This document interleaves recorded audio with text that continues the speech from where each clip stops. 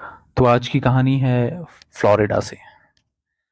तो Florida US का एक स्टेट है जो,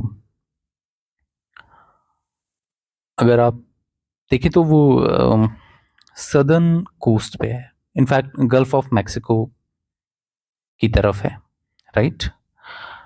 तो ये कहानी है ये कहानी है माइक और डेनिस की। होता ये कि माइक और डेनिस पति पत्नी हैं। तो माइक और डेनिस एक दूसरे को लगभग वो हाई स्कूल से ही जानते थे, और धीरे धीरे फिर बाद में उन्होंने शादी कर ली। तो कहानी शुरू होती है दिसंबर 2000 से। तो दिसंबर 2000 की एक दिन माइक जो है डक हंटिंग के लिए जाता है। वो एक लेक है वहाँ पे। उस लेक का नाम है सेमिनोल। सेमिनोल। उस लेक का नाम है सेमिनोल। तो माइक जो है वो डक हंटिंग के लिए सेमिनोल लेक पे जाता है, और फिर वो वापस नहीं लौटता।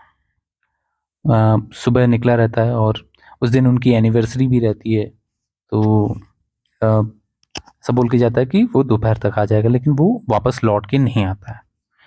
फिर शाम हो जाती है, तो फिर लोग, फैमिली के लोग खोजना शुरू कर देते हैं, कहाँ गए भाई।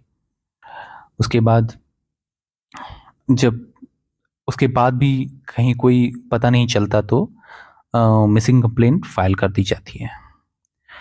अब पुलिस आती है, वो भी खोजबीन करती है लेक के आसपास, लेकिन उसको कुछ ऐसा मिलता नहीं है कि कहाँ चला गया। मतलब कोई पता ही नहीं चलता कि कहाँ गायब हो गया। धीरे धीरे काफ़ी दिन गुजर जाते हैं। फिर फिर जब नहीं मिलता, तो बहुत सारी चीज़ें, बातें शुरू हो जाती हैं। लोग सोचना अपने आप में ही शुरू कर देते हैं कि कहीं ऐसा तो नहीं कि डूब गया हो। फिर वो जो लेक है उसमें बहुत सारे एलिगेटर्स हैं। तो लोगों ने ये भी सोचना शुरू कर दिया कि शायद किसी एलिगेटर ने खा लिया हो सकता है वो डूब गया हो सकता है वो बोट से गिर गया हो और एलिगेटर्स ने खींच लिया हो, या हो सकता है वो किनारे पर खड़ा हो, एलिगेटर ने हमला कर दिया हो। तो लोग तरह तरह की बातें बनाना शुरू कर देते हैं। पुलिस अपना काम करती रहती है, लेकिन वही है कि धीरे धीरे ऐसे केसेस में अगर शुरू में कुछ पता चल जाए तो ठीक है, लेकिन अगर आपको कोई क्लू नहीं मिल रहा है तो धीरे धीरे केस ठंडा पड़ने लगता है। और फिर इसमें भी यही हुआ। कोई क्लू नहीं मिल रहा था, तो धीरे धीरे पुलिस भी इस केस को भूलती गई। लेकिन जो माइक की माँ थी उसने हिम्मत नहीं हारी। उसने देखा कि जब तक पता ना चल जाए कि एक्चुअल में उनके बेटे के साथ क्या हुआ, तो उन्होंने हमेशा वो कोशिश करती रही। कभी लोगों से मिलना, लोगों बड़े अधिकारियों से मिलना, उनसे बोलना कि इन्वेस्टिगेशन की जाए, पता किया जाए, बार बार पुलिस वालों से भी मिलना। तो ये चलता रहा। इसके बाद क्या होता है कि लगभग 6 महीने बाद पुलिस को उस लेक के पास से कुछ चीज़ें मिलना शुरू होती हैं। तो लेक के पास से या लेक में से निकाली जाती हैं। तो उसमें एक तो उसका जो सूट था, अ, वो था जो हंटिंग सूट वो पहन के जाता है वो। और दूसरा फ्लैश लाइट। उसके बाद उसमें उसका हंटिंग लाइसेंस भी था। ये ये कुछ चीज़ें मिलती हैं, लेकिन ये चीज़ें इतनी सही सलामत थी, ऐसा देख के लग नहीं रहा था कि ये 6 महीने से इसमें डूबी हुई हैं। ऐसा लग रहा था ये अ, हाल फिलहाल में 1-2 वीक पहले ही डाली गई थी, क्योंकि सारी चीज़ें काफ़ी बेहतर स्थिति में थी। इनफैक्ट फ्लैश लाइट भी उसकी वर्क कर रही थी, वो जल रही थी। तो इन सब चीज़ों से जो पुलिस वाले हैं उनको, जो इन्वेस्टिगेटर्स हैं उनको लगा कि ये कैसे हो सकता है। इसके अलावा फिर और पता किया गया, तो पता चला कि जो माइक था उसने लगभग 6 महीने पहले ही एक इंश्योरेंस पॉलिसी ली थी, लगभग $1.5 मिलियन की। ये लाइफ इंश्योरेंस पॉलिसी उसने ली थी। और तो अ, जो इंश्योरेंस वाली कंपनी थी उसने भी एक इन्वेस्टिगेशंस करना शुरू किया, क्योंकि इतनी बड़ी रकम देनी थी उन्हें। अब तो कुछ चीज़ें समझ में नहीं आ रही थी। धीरे-धीरे टाइम गुज़रा, शायद क्लेम भी मिल गया उन लोगों को, और इंश्योरेंस क्लेम वो भी मिल गया। फिर लगभग 5 सालों बाद 2005 में डेनिस ने ब्रायन से शादी कर ली। अब ये ब्रायन कौन है? ब्रायन जो है माइक का एक दोस्त है, और ब्रायन ही था जिसने माइक को इंश्योरेंस बेचा था। अब ये पता नहीं था कि क्या ब्रायन ने माइक को इंश्योरेंस बेचा था या ब्रायन ने डेनिस को इंश्योरेंस बेचा था। खैर, कहानी में आगे चलते हैं। तो 2005 में ब्रायन और डेनिस ने शादी कर ली। डेनिस की ऑलरेडी एक बेटी थी जो कि माइक से पैदा हुई थी।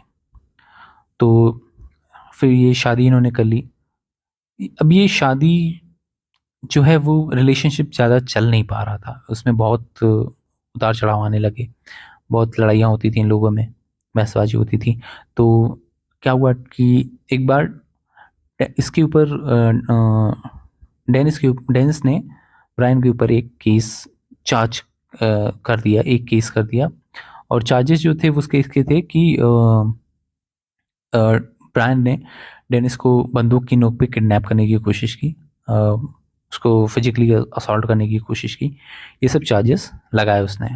उसके बाद वो कोर्ट में भी हुआ इसका, सुनवाई भी हुई इसकी।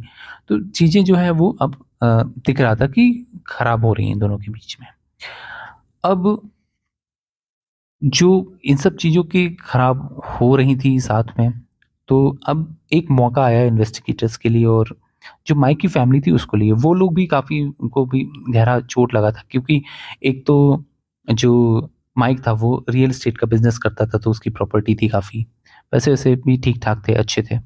और दूसरी चीज़, लगभग 1.5 मिलियन का जो इंश्योरेंस था वो भी मिल गया था। अब ये सब चीज़ें मिलने के बाद डेनिस ने उससे शादी कर ली थी। कुल मिला के ये है कि डेनिस और ब्रायन अब दोनों ने शादी कर ली थी और वो दोनों माइक के ही घर में रह रहे थे। तो माइक के घरवालों के लिए ये बहुत ही दुखद बात थी। उसके बाद क्या हुआ कि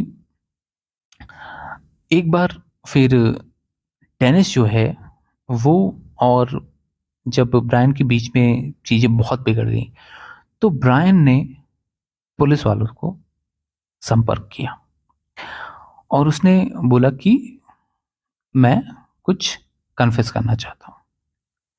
हुआ ये कि डेनिस ने माइक को, सॉरी, ब्रायन को ब्लैकमेल करना शुरू कर दिया।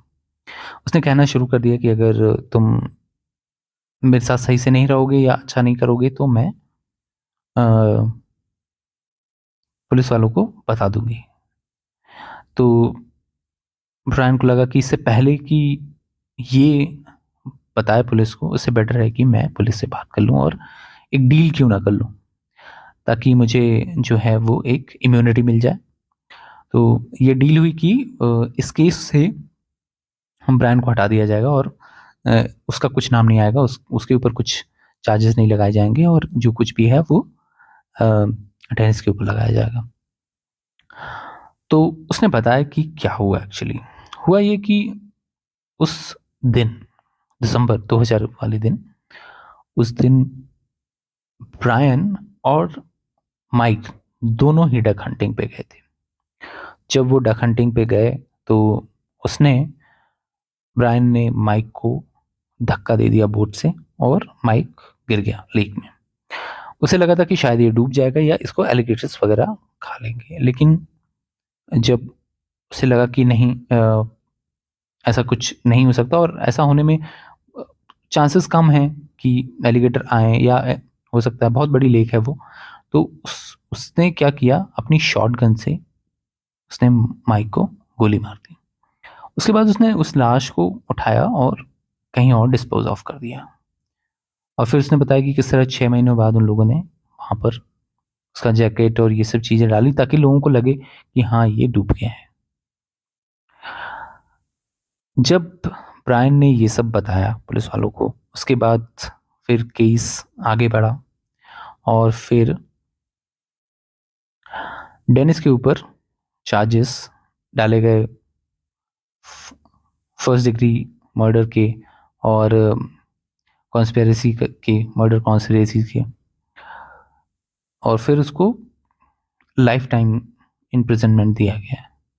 लेकिन बाद में फिर वो ये जो केस था ये ओवरटर्न हो गया। उसमें उसमें जो मर्डर का केस था वो ओवरटर्न कर दिया गया। कॉन्स्पिरेसी का केस स्टिल था और उसके बाद जो उसका कन्विक्शन है घटा के 30 ईयर्स कर दिया गया।